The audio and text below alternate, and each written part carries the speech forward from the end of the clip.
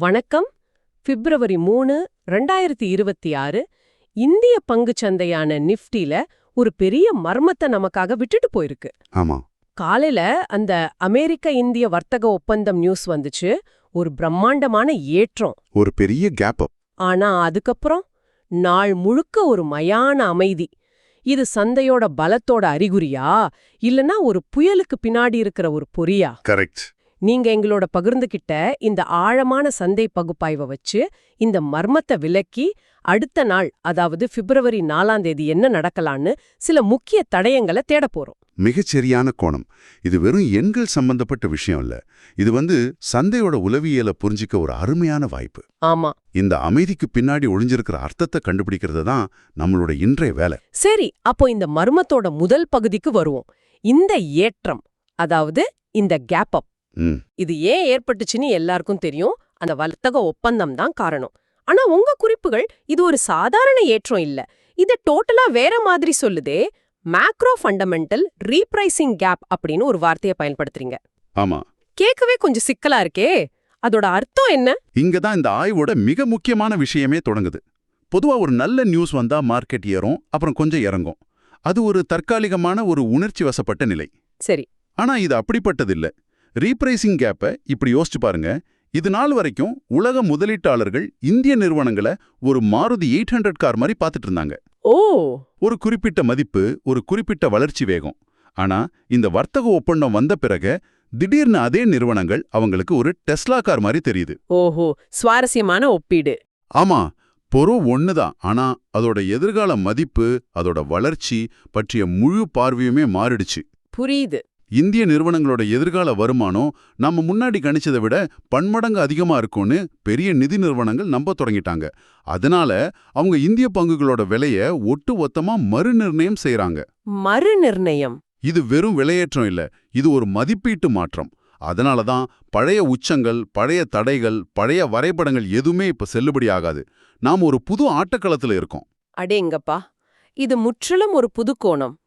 அப்படியானா நாள் முழுக்க சந்தை ஏன் அமைதியா இருந்துச்சு? இவ்ளோ பெரிய மதிப்பீட்டு மாற்றம் நடந்திருந்தா பங்குகளை வாங்க எல்லாரும் போட்டி போட்டிருக்கணுமே. ஆனா சந்தை கிட்டத்தட்ட கோமாவுக்கு போன மாதிரி நாள் முழுக்க ஒரே இடத்துல இருந்ததே. ஆமா.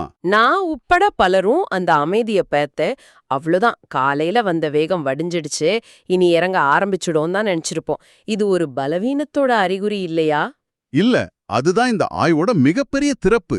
அந்த அமைதி பலவீனம் இல்ல, அது அபாரமான பலத்தோட அடையாளம். அறிக்கை இத ஆரோக்கியமான சீரணித்தல், அதாவது ஹெல்தி டைஜஷன் குறிப்பிடுது. சீரணித்தலா? அதாவது காலையில ஒரு பெரிய கல்யாண சாப்பாடு சாப்பிட்டுட்டு மதியம் ஒரு மூலையில சும்மா உட்கார்ந்து இருக்கிறது மாதிரி சொல்றீங்களா? மிகச்சரியா சொன்னீங்க. அதேதான். சந்தையும் காலையில ஒரு பெரிய விருந்த சாப்பிட்டுடுச்சு. சரி. இப்போ அது ஜீரணிக்க நேரம் எடுத்துக்குது. இந்த புதிய உயர்ந்த விலைகளை அது நிராகரிக்கல, மாறா அது ஏற்றுக்கொள்கிறது. அதாவது அக்செப்டிங் நியூ பிரைசஸ். ஓ. வாங்குறவங்க விலையை கீழே போக விடல, விக்கிறவங்களால விலையை குறைக்க முடியல. ரெண்டு தரப்பு ஒரு சமநிலைக்கு வந்து, சரி இதுதான் புது விலை, இதை ஏத்துப்போன்னு ஒரு மௌனமான ஒப்பந்தம் செஞ்சுக்கிறாங்க. அப்போ அந்த நேரத்துல பெரிய நிதி நிறுவனங்கள் என்ன செஞ்சுட்டு இருந்தாங்க? அவங்க அமைதியா பாத்துட்டு இருந்தாங்களா? அதுதான் இல்ல, அவங்க ரொம்ப சுறுசுறுப்பா இருந்தாங்க. ஆனா நமக்கு தெரியாத வகையில. அப்படியா? பெரிய திமிங்கலங்கள் தண்ணி கடையில நீந்துற மாதிரி அவங்க நம்மள மாதிரி அவசரப்பட்டு மார்க்கெட் விலையில வாங்க மாட்டாங்க. அவங்க ஒரு குறிப்பிட்ட விலை பகுதிக்குள்ள சந்தையில ஒரு பதற்றத்தை ஏற்படுத்தாம தங்களுக்கு வேண்டிய பங்குகளை மெதுவா சேகரிப்பாங்க. அதாவது அக்யூமுலேட் பண்ணுவாங்க. கரெக்ட், அக்யூமுலேட் பண்ணுவாங்க. சிறு முதலீட்டாளர்கள் லாபத்தை எடுத்துட்டு வெளியே போகும்போது அந்த பங்குகளை அவங்க அமைதியை வாங்கி குவிப்பாங்க. பிப்ரவரி 3ஆம் தேதி நாள் முழுக்க நடந்த அந்த அமைதியான வர்த்தகம் இந்த சேகரிப்பு நிகழ்வு தான். ஓகே, அப்போ நாள் முழுக்க சந்தை அமைதியா இருந்தது பலவீனம் இல்ல, மாறா பெரிய நிறுவனங்கள் நிதானமா பங்குகளை வாங்கறதுக்கான அறிகுறி. இதுவே ஒரு பெரிய திறப்பு. சரி, அவங்க வாங்குறாங்கன்னா அவங்க எந்த விலைய முக்கியமானதா பாக்குறாங்க? இந்த புது ஆட்டக்களத்தோட கோடுகள் எங்க வரையப்பட்டிருக்கு, அத பத்தி இந்த அறிக்கை ஏதாவது சொல்லுதா? ஒரு வர்த்தகரா எனக்கு எண்கள் வேணும், காத்துல கோட்டை கட்ட முடியாது. நியாயமான கேள்வி. பழைய வரைபடம் பயனில்லைன்னு சொன்னோம். அப்போ புது வரைபடம் எப்படி இருக்கும்? ஆமா. சாதாரண நாட்கள்ல நாம பழைய சப்போர்ட் ரெசிஸ்டன்ஸ் கோடுகளை பார்ப்போம். ஆனா இது சாதாரண நாள் இல்ல, அடிப்படை விதிகளே மாறிடுச்சு. சரி. அதனாலதான் சந்தை புதுசா எங்க தன் நேரத்தை செலவிடுதுன்னு பார்க்கணும். அதுக்கு மார்க்கெட் ப்ரொஃபைல்னு ஒரு நுட்பம் தான் சிறந்த கருவி. அதுதான் நமக்கு இந்த புதிய எல்லைகளை தெளிவா காட்டுது. அது எப்படி வேலை செய்யுது? இது ஒரு சந்தை கூடுற இடம் மாதிரி கற்பனை செஞ்சுக்கோங்க. எல்லா இடத்துலயும் ஒரே மாதிரி கூட்டம் இருக்காது. சில கடைகள்ல கூட்டம் அள்ளும், சில தெருக்கள் காலியா இருக்கும்.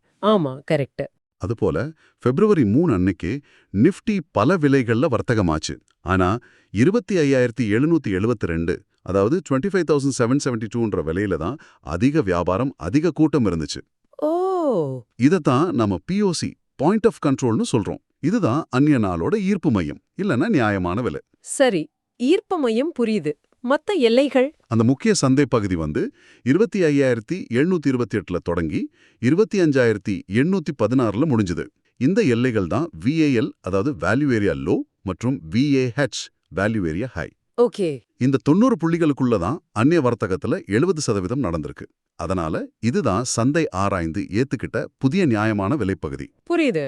இனிமே இந்த 3 எண்கள் தான் நம்மளோட புதிய வழிகாட்டிகள். சந்தை இந்த எல்லைகளுக்குள்ள எப்படி நடந்துக்கிடுதுங்கிறத வச்சுதான் அதோட அடுத்த கட்ட நகர்வை தீர்மானிக்க முடியும். அருமை. இப்போ மர்மம் கொஞ்சம் கொஞ்சமா விலகுது. புது வரைபடம் கிடைச்சிடுச்சு. புது வழிகாட்டி எண்களும் தெரிஞ்சிடுச்சு.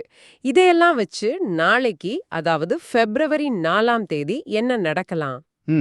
இந்த அறிக்கை சில சாத்தியமான காட்சிகளை முன்வைக்குது இல்லையா? ஆமா. இந்த ஆய்வோட கணிப்பு ஒட்டுமொத்தமா நடுநிலை முதல் நேர்மறை வரை, அதாவது நியூட்ரல் டு புல்லிஷா தான் இருக்கு. ஆனா சில நிபந்தனைகளோட. சரி. சந்தை நேர்மறையா இருக்க விரும்புது. ஆனா அது இந்த புதிய விலைகளை முழுசா ஜீரணிச்ச பிறகுதான். 3 சாத்தியமான காட்சிகள் இருக்கு. சரி. அதிக வாய்ப்புள்ள முதல் காட்சி என்ன? காட்சி 1, சமநிலை தொடரலாம், பேலன்ஸ் கண்டினியூவேஷன். இதுக்கு தான் அதிகபட்ச வாய்ப்பு சுமார் 45% கொடுக்கப்பட்டிருக்கு. ஓகே. இதுல சந்தை நாம முன்னாடி பேசின 25,728ன்ற கீழ் எல்லைக்கும் 25,816ன்ற மேல் எல்லைக்கும் இன்னும் கொஞ்ச காலம் பயணிக்கலாம். ஒரு பக்கவாட்டு சந்தையா, அதாவது சைட்வேஸ் மார்க்கெட்டா இருக்கலாம். அப்போ இதோட அர்த்தம் சீரணித்தல் இன்னும் முடியல. பெரிய நிறுவனங்கள் தங்களோட முதலீடுகளை தொடர்ந்து மெதுவா சேகரிச்சுக்கிட்டே இருக்கிறாங்க. இது நடக்கும்போது அவசரப்பட்டு வர்த்தகம் செய்யறது ஆபத்து. சந்தை தன் திசையை தெளிவுபடுத்துற வரைக்கும் பொறுமையா இருக்கிறது நல்லது. இரண்டாவது சாத்தியம், இதுதான் எல்லாரும் எதிர்பார்த்துட்டு இருக்கிற ஏற்றம் தொடர்வதற்கான வழியா? ஆமாம். காட்சி 2, ஏற்றம் தொடரலாம், புல்லிஷ் கண்டினியூவேஷன். இதோட வாய்ப்பு சுமார் 30%. இது நடக்கிறதுக்கு ஒரு மிக முக்கிய நிபந்தனை இருக்கு. சந்தை 25,816ன்ற மேல் எல்லைக்கு மேல நிலையா நிக்கணும், அதாவது சஸ்டெயின்ட் அக்செப்டன்ஸ். ஓ, சும்மா தொட்டுட்டு வந்தா பத்தாதா? பத்தாது. அந்த விலைக்கு மேல கொஞ்ச நேரம் வர்த்தகம் நடக்கணும். அது நடந்தா சந்தை புதிய விலைகளை முழுசா ஏத்துக்கிட்டு அடுத்த கட்ட பயணத்துக்கு தயாராயிடுச்சுன்னு ஒரு தெளிவான அறிகுறி அது. அப்படி நடந்தா சந்தையோட உளவியல் எப்படி மாறும்? 2 விஷயங்கள் நடக்கும். 1, ஏற்கனவே சந்தை குறையோன்னு வித்தவங்க, அதாவது ஷார்ட் செல்லர்ஸ், பயந்து போய் அவங்க நிலைகளை மூட பங்குகளை வாங்க ஆரம்பிப்பாங்க. சரி. 2வது, சந்தை ஏறுறத உறுதி செஞ்சுக்க காத்துட்டு இருந்த புது வாங்குபவர்கள் உள்ளே வருவாங்க. இந்த ரெட்ட சக்தி சேரும்போது சந்தை 25,900 அப்புறம் 26,000ன்ற இலக்குகளை நோக்கி வேகமா நகரலாம். ஓஹோ. இதுதான் நமக்கு என்ன சொல்லுதுன்னா, இந்த ஏற்றம் ஒரே நாள்ல முடிஞ்சிடுச்சுன்னு நினைக்கிறது ஒரு பெரிய தவறு. இதோட தாக்கம் பல நாட்கள், ஏன் பல வாரங்கள் கூட நீடிக்கலாம். சரி. 3வது காட்சி ஒரு சரிவு குறிப்பிடுது. ஒருவேளை சந்தை கீழே போனா என்ன செய்யறது? காட்சி 3, தற்காலிக சரிவு, டெம்பரரி கேப் ஃபெயிலியர். இதோட வாய்ப்பு குறைவுதான், சுமார் 25%. சரி. ஒருவேளை சந்தை 25,728ன்ற கீழ் எல்லைக்கு கீழே போய் வர்த்தகமாக ஆரம்பிச்சா அது ஏற்பட்ட அந்த பெரிய இடைவெளி, அதாவது கேப்பை நிரப்ப முயற்சி செய்யலாம். அதாவது முந்தின நாள் உச்சத்துக்கு வரலாம். ஆமா, 25,641ன்ற முந்தைய நாளோட உச்சக்கட்ட விலையை நோக்கி நகரலாம். ஒரு நிமிஷம். சந்தை 25,728க்கு கீழே போனா அது அந்த பெரிய ஏற்றத்தோட மேல ஒரு நம்பிக்கையின்மையை காட்டாதா? அது எப்படி ஒரு வாங்கக்கூடிய வாய்ப்பாக மட்டும் இருக்க முடியும்? பயத்துல எல்லாரும் விற்க ஆரம்பிச்சா என்ன ஆகும்? மிக அருமையான கேள்வி.